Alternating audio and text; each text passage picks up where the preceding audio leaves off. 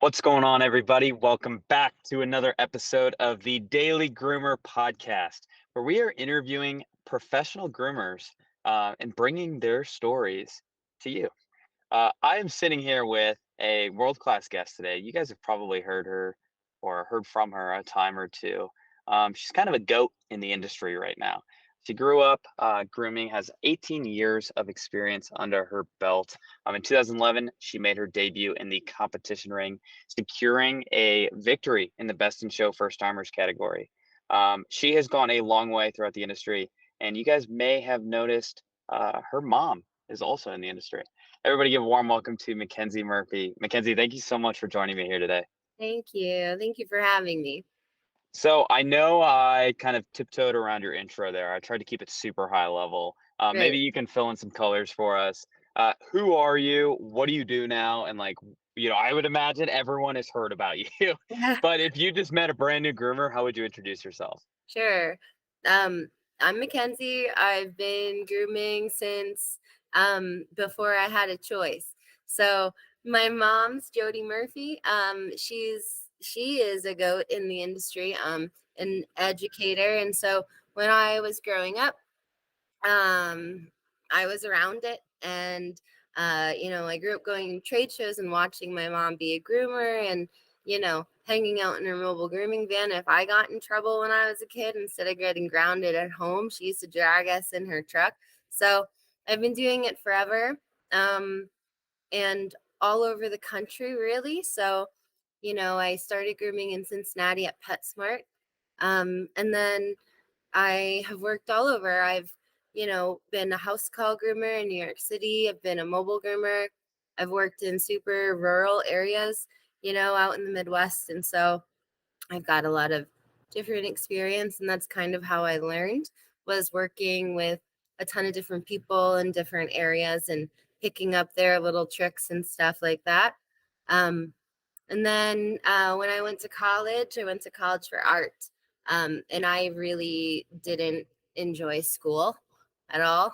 I wasn't a book person, and so went to school, and it wasn't for me. And I was bathing at PetSmart, and my mom was like, "Why don't you just do it? Just make some extra cash for now," and stuck. I was I was gonna say, I mean, your mom from our episode, she had told me that you never wanted to do grooming. No, I didn't at all. Not even a little. Nope. And Not it. what do you think changed your mind? Um, hang on. Sorry, hang on 1 second.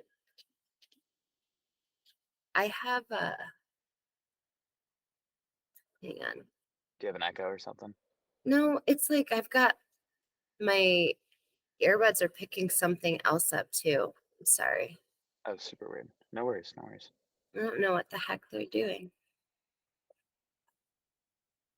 Take your time. I can cut this out of the middle. Okay. I don't know where it's coming from.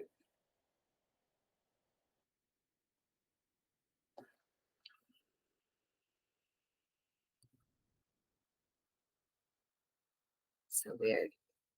Maybe Okay. try reconnecting them if it's still coming through. Yeah, I let mean, me try to do that. you could also jump to your phone if that's better, Mackenzie. I don't know if you have like a little like you can put up your phone somewhere in front of you or something like that. I don't know. Maybe on a book or something like that, and Yeah. just connect your AirPods there. Okay. Hang on 1 second. No worries. You're all good. You're all good.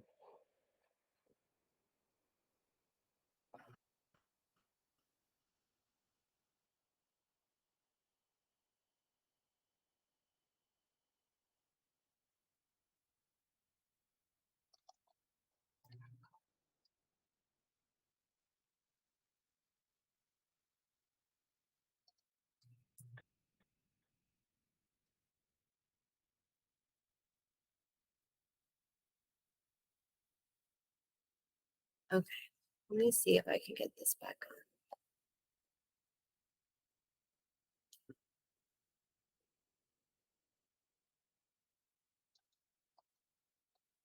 Okay. Better.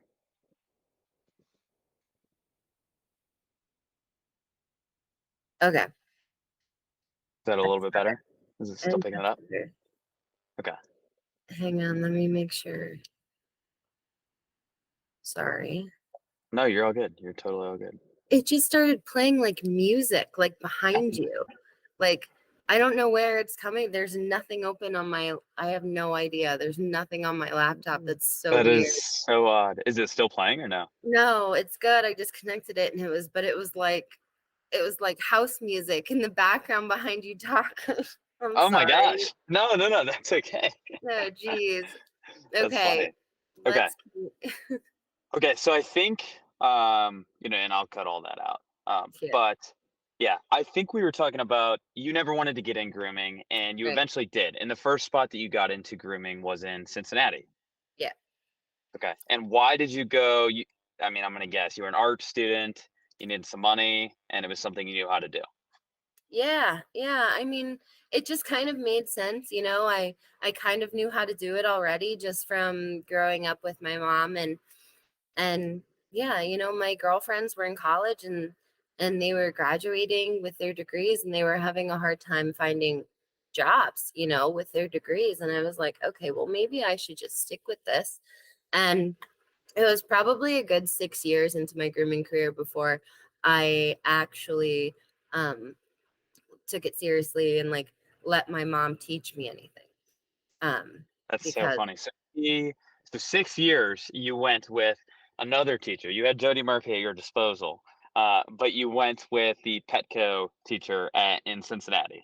PetSmart, yeah, I went through a PetSmart academy when I was like 17, 18, um and then, you know, I worked for different people. I groomed for different salons, private salons, and you know, they taught me from you know, I was just a very inexperienced groomer, like a baby groomer. You know, you've been grooming for a year or two, and you go into a grooming salon. You know, every established groomer knows. You know, you get the new girl; she's only been doing it for a year, and you have to keep an eye on her and check her faces and you know make sure that everything's getting done and the dogs are clean. Like that was me for a good 6 years before I let my mom come in and take over.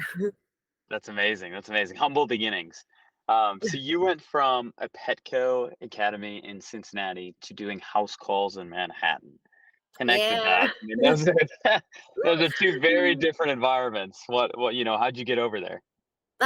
You know, I'm from the East Coast, and so when I was younger, I just moved around quite a bit, and you know, I just had a you know, my early 20s, it was just I just bopped around and spent time with my girlfriends and groomed wherever I was grooming and it worked and then I had my son. I was 23, single mom.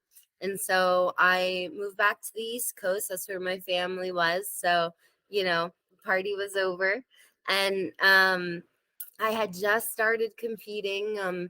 My mom was selling her clothes. She just came out with her clothing line at the time, um, and some of her thinning shears. And so she had just started getting her own booth at trade shows. And I would go and wear her grooming clothes and work in the booth and sell clothes to groomers before I was even grooming for more than, you know, 3 years. So there was a lot of people in the grooming industry that would come by the booth and be like, when are you going to do it? When are you going to do it? So I had just gotten into the ring when I was having my son. And so, you know, I was a single mom and I was like, well, let me just dive in. And so having Oliver really like changed my course and made me like super focus on my career. I moved away from all my friends and back, you know, with my family and yeah, and I buckled down and and then I That's was in New York City. It's amazing to think about how much of a blessing, for your career Oliver actually was. Oh You know, yeah. going back, I feel like, if we were to look at it from other angles, it could be like, wow, that I've got too much to manage now, too much to juggle. Like I can't go full in on my career because of this. But you actually found a way to almost cut out everything else, and it Oh forced yeah, you to go heads down in your industry. Which is, I mean, I don't think we ever would have got here today right. if it wasn't for that. Which is so cool to think about. And I think I'm sitting here wondering when Oliver is going to pick up his first pair of shears as well. I know, right? I know.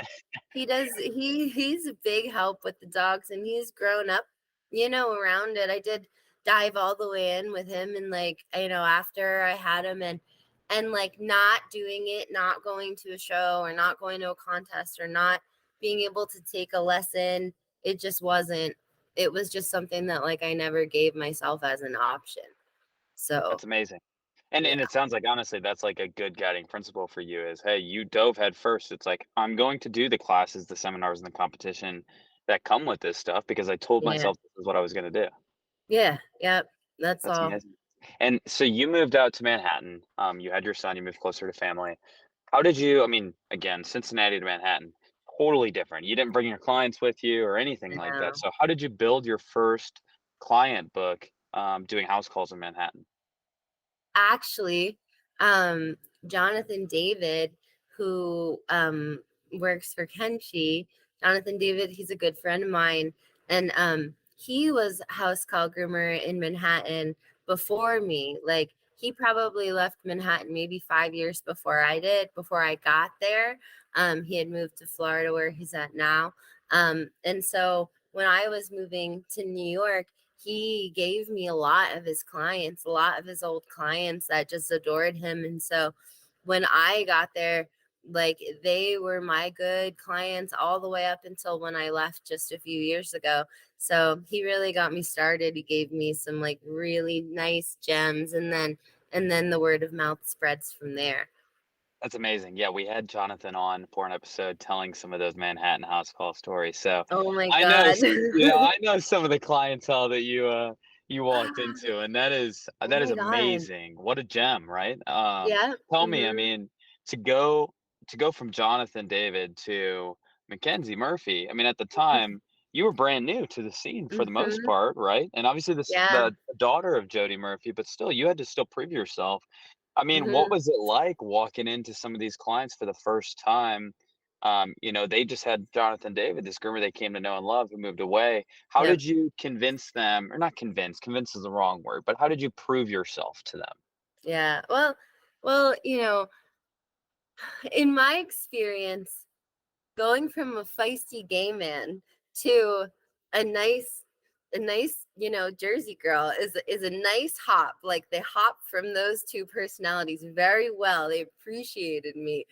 But like Jonathan Right. did a very good job of talking me up for them, definitely. But my career was really starting to take off then, and they knew I was a single mother in New York, and my and Oliver was like a year or two, and so they were just super supportive. Like they took a I don't want to say they're a very high maintenance, kind of clientele, and they are hard to impress and, make an impact on, because a lot of them, view something like what we do as like like the help, like a service, like the service people that ride the service elevator, you know what I mean? So, but they were so supportive of me, and they would ask if I wanted to bring Oliver into my appointments in New York City, and like how did my shows go, and so they were really great. Yeah. That's that is so cool. That's really amazing because obviously, I mean, for those folks that have listened to the Jonathan David episode, they know the caliber of, let's call these high maintenance clients, right? And it was really cool to see that side of them that they treated you with such respect and were so open and engaged Sweet. with you. And I would imagine too, your quality spoke for itself. Like what we're assuming, that Yeah. this is just who you are. But I mean, absolutely, the quality of the grooms that you gave, I mean, were probably Yeah. fantastic. So that's Yeah. probably Yeah. spoke for itself. Um, Yeah. did you ever consider opening a salon in Manhattan, or was it always house calls? I've been asked that question like through my whole career, when are you gonna do it for yourself? But like with Oliver, and being on my own with him, and then like his schedule, and then my contest schedule with how much I travel and teach and stuff. Like it just honestly, like I would listen to my friends who own salons, Jonathan, for example, and just like everything that goes into it and the time and the bookwork and stuff like that. Like, man, I honestly don't think I don't think I would have the time in the day, to be honest. So, like, I'm, it's just worked out better this way. I found some really lovely people to work with, like, later in my career, thank God.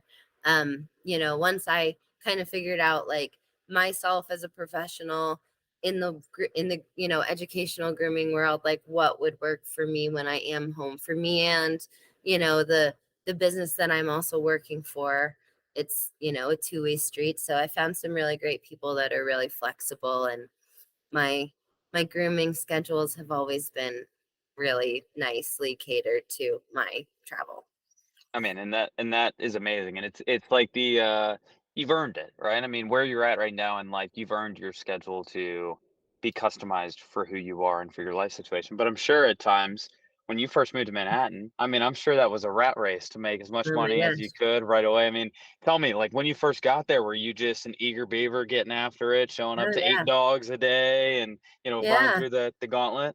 Yeah, for sure. I mean, like it wasn't, not doing all of the things just was never an option. So, back then there weren't sponsorships when it comes to like competing and things like that. So we just did it all on our own, and so, it was, I had to there I mean, I was working 7 days a week, and if I wasn't working, if I had one day off, I'd have show dogs, swinging by my house on their way to like a national specialty. And I'd groom them in my kitchen while they were folding my toddler laundry in my living room, like before they went to the dog show. So it's always been jam packed, like really, really. There were plenty of times where like I wouldn't have days off for weeks, just doing the stuff, putting the work in.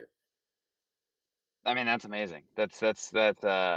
That definitely speaks to your hustle. I mean, you truly didn't become who you are overnight, right? Like you said you're grooming 7 days a week That with was a a lot. young one at home, sometimes bringing him to your sessions, Yeah, and oh if you yeah. had a day off, I mean, people bringing show dogs by your house.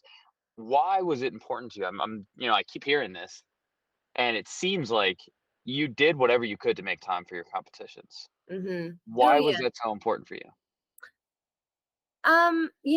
I think like just the timing of how everything happened, like my timeline, right? Like in life, like I I had my son, and I left like where I was with all my friends and it was just my family and Oliver, and then work, but the majority of it was travel. I'd get home and I'd groom dogs at a shop, but then I'd leave as soon as it was done so I could just go be with Oliver. So, I didn't have a lot of time for friends like at home where I lived. My friends and like my family, my home base kind of just became trade shows because we were there so often. So, it was like home base for me. It was where all my friends were, and it was like for me that's where I would rather be.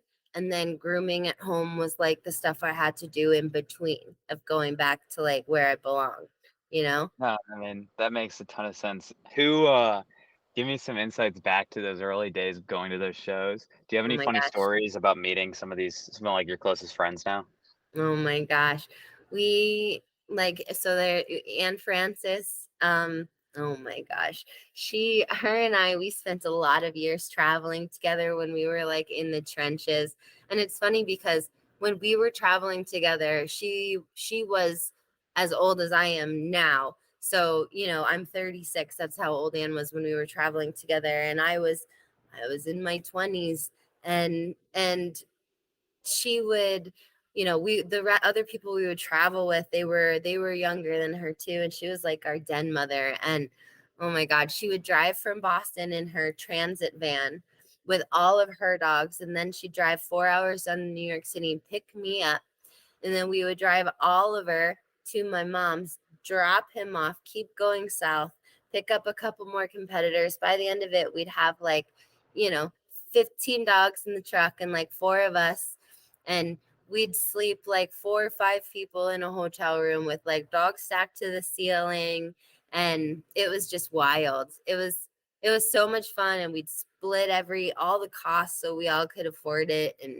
And would just take care of us all. It was, and like, oh my God, she would go to bed so early sometimes when we'd be at trade shows, and we'd have the rooms filled with dogs. And one time we stayed out so late and we all came back into the room and Anne Francis was asleep in the room and she would hate when we would wake her up. And so we snuck in and like we just started like howling, like just very lightly, just howling. And then all the dogs in the room started howling.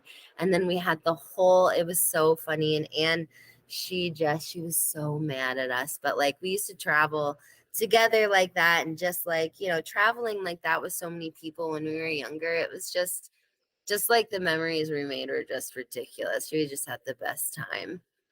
I bet that was a blast. That sounds incredible, and I know you said you're in the trenches, which could sound like a bad thing to a lot of Yeah. people, but it seems like you really miss those days of being, Oh yeah. nitty-gritty, traveling around with 16 dogs and all So that sort of fun. stuff. But So funny. Yeah, it really teaches you a lot about like, your like work ethic and how much you really want to devote to it and if it's really something that's for you. I mean, I don't know. It's right. just it's for you or it's not, and it was definitely for me, that's for sure.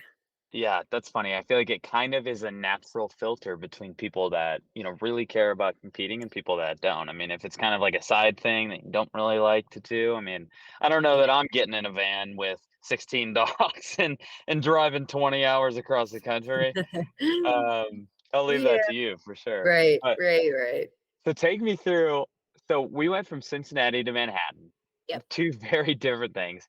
I would imagine it was a little bit scary at first in Manhattan, but you were closer to home. But eventually you probably settled in and you settled in with the high maintenance clients. Sure. New York's expensive, but the high maintenance clients pay well. Eventually you went to South Dakota, which is just, I could not think of a more opposite place than house calls in Manhattan with Jonathan Right. David's ex-clients. Tell me, I mean, what was that like? What was there was such a difference in the types of dogs, the types of Yeah. owners, the types of model you would run. I mean, what were some of those Yeah. initial insights between the 2? Sure. Yeah, I mean, definitely culture shock for sure. But at first it was hard for me because like the kind of grooming that I like to do was very different than what, is realistically expected in that kind of area. And so, but it's and like nice built up areas, we're not in the sticks or anything, these are like established cities, and it's just a different mindset altogether, I think, of the pet owners in the area. And so the kind of grooming that I was doing I had to change, which if you're a groomer and you move around, you kind of have to like match your grooming for where you're working you know And give um us give us an example there. I mean, what was a typical groom you would do in New York and Manhattan in particular versus, some of the grooms you would change for Sioux Falls, South Dakota? Sure. Like, I mean, in New York, I'd have, people with show trims finding me, or like, you know, they'd have Instagram famous dogs with like ridiculous, trims with pictures. They'd come with pictures and they'd want exactly the picture, or, just big trims, just big, whether they're show trims or like, just drama and these haircuts, and like, and they would look for people in New York City that could do it, and I was one of them. And so, but out there, it was just short, like everything is short and everything is, for the most part, just realistic to everyday life. And And so, like, I just kind of had to tone everything down. And if I didn't tone things down, the clients were like not the happiest. They just want simple and easy to take care of. And they were like, okay, we get it.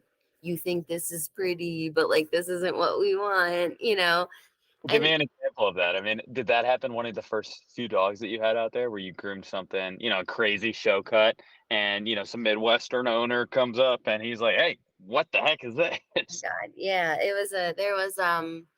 was a Portuguese water dog once, and it was actually like a nice dog. Like, it was a nice trim because normally it's all doodles, out there. Doodles are like backyard bred, like labs or whatever, like just hunting dogs really. And and so it was a porty, and I was like, oh my God, okay, that's my dog. I'm grooming it. Like, that one belongs to me forever. Okay. And so, and it's like a nice trim, put a nice trim on it. It's a pretty dog. And, there's fuller legs on the trim. The trim is just a little bit fuller than, whatever pet trim. And so what did it beautiful, sent it home. Like, they picked up the dog. They weren't as excited as I would be, but like, whatever, it's fine. I'm happy.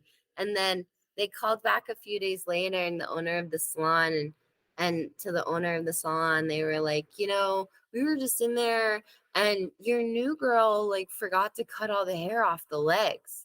She forgot to finish the leg. And I was like, Jen, come on, Jen. And she's just laughing, the woman I work for, she's just dying. She's very like, she's very understanding and like open about like the situation at hand, and thinks it's also hilarious that she's trying to like stick me into this South Dakota box. And but yeah, it was so. At one point I was joking, like, post COVID, that I was gonna get every groomer in Sioux Falls was like slammed. Nobody could get their regular clients in, and like and they were losing clients. They were worried about their regular clients because their schedules were so off. And I was like, okay, the clients here are not happy with me, and I'm not happy with the clients. So, like, maybe I'm just going to get a mobile grooming van, and I'm going to go around to the grooming salons, and like, I'm going to service the grooming salons. So, like, since they can't get their clients in on like the normal 6-week schedule, they miss it, or the groomer's sick, or the client. And so now they have to go to their whole next appointment. Call me. I'll go to your client's house and do a maintenance bath for you, so that when you get your client in back into your schedule, finally, like, you can keep the haircut. Dog's not going to be mad. And you don't have to charge your client extra, and they're not going to be upset because they had to wait so long for their appointment. And I was going to call it Not Your Groomer. So when I I go to love their that. houses and they're like, could you just trim the eyes? Do you think you could just give it a haircut? I'm going to be like, I'm sorry, but I'm not your groomer. And I was just gonna bathe every groomer's dogs, because it was like, they'll appreciate me, but like the clients don't really, you know. But Right, I right, right. survived. I got through it. So you didn't end up doing that, why not?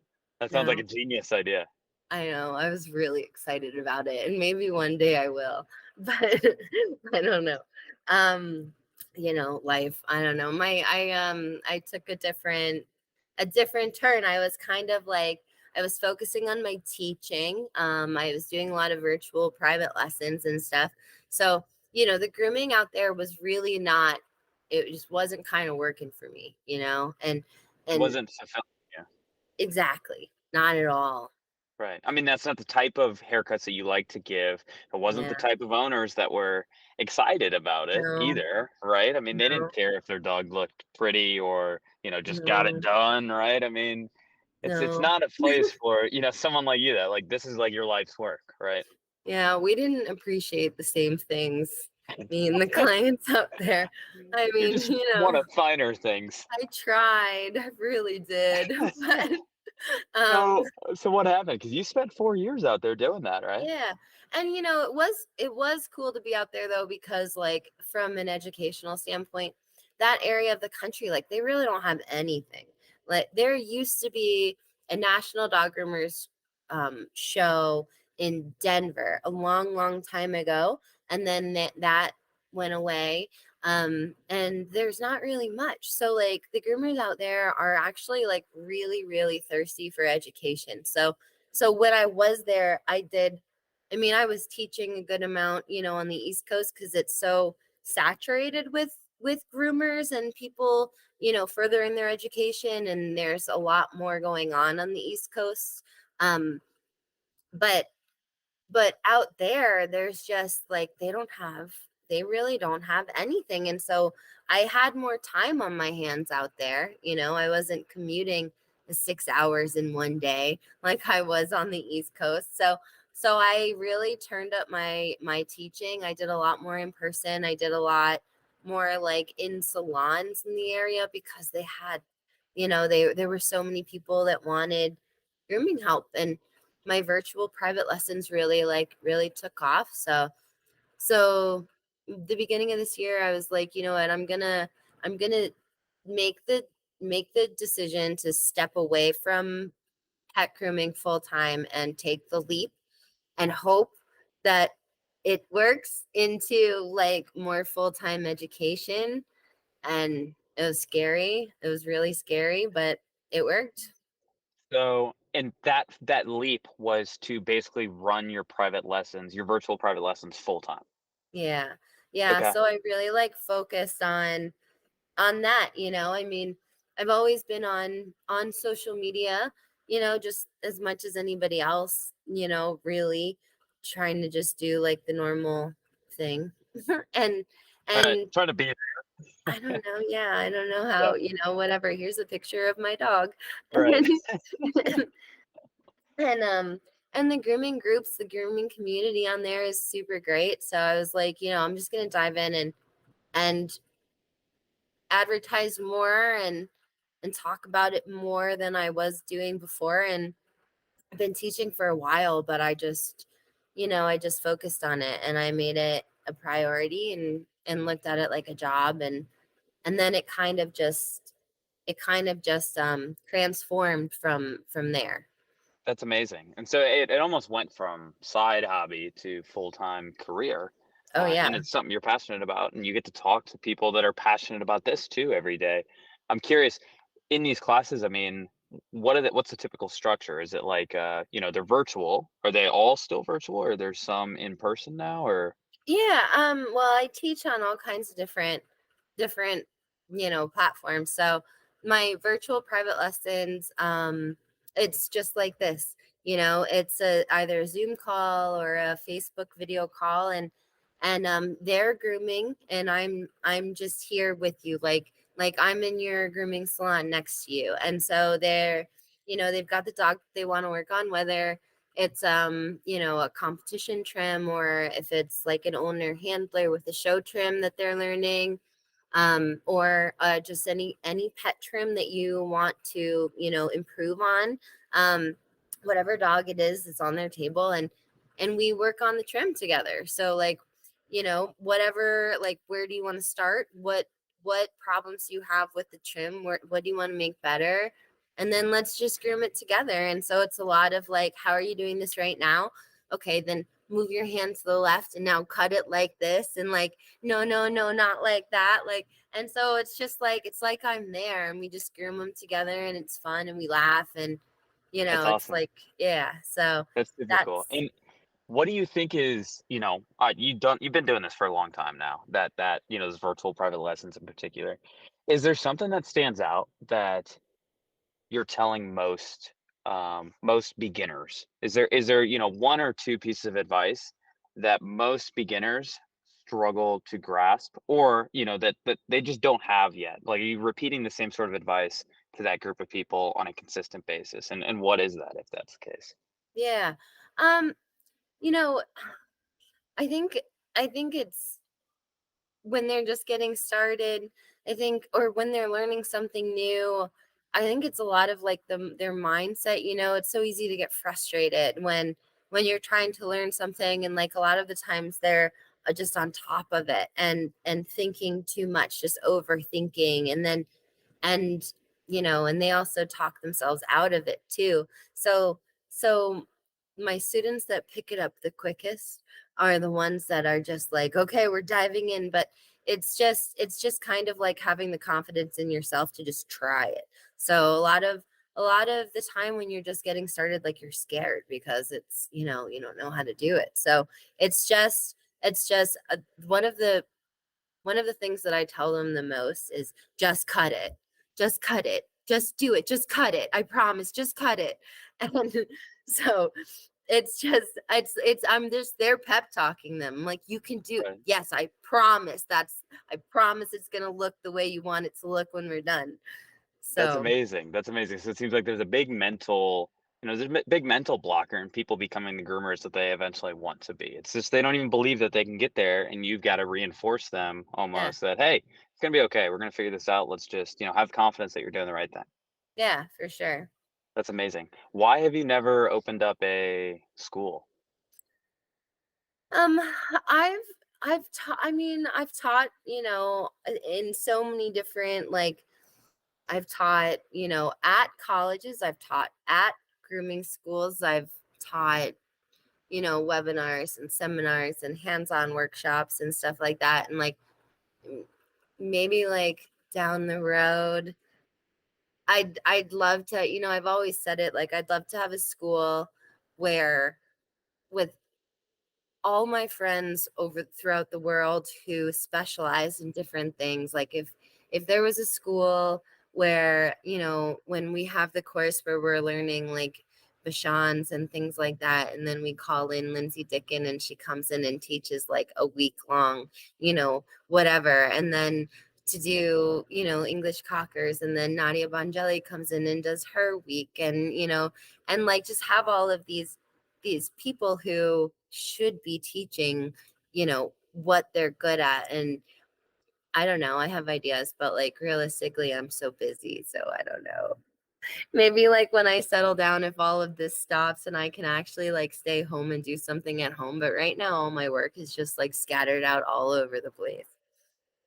No, that's awesome. That's a great. I mean, I'd love to see that. That's a phenomenal idea, and maybe you're right. Maybe in the future there's still time to do something like that.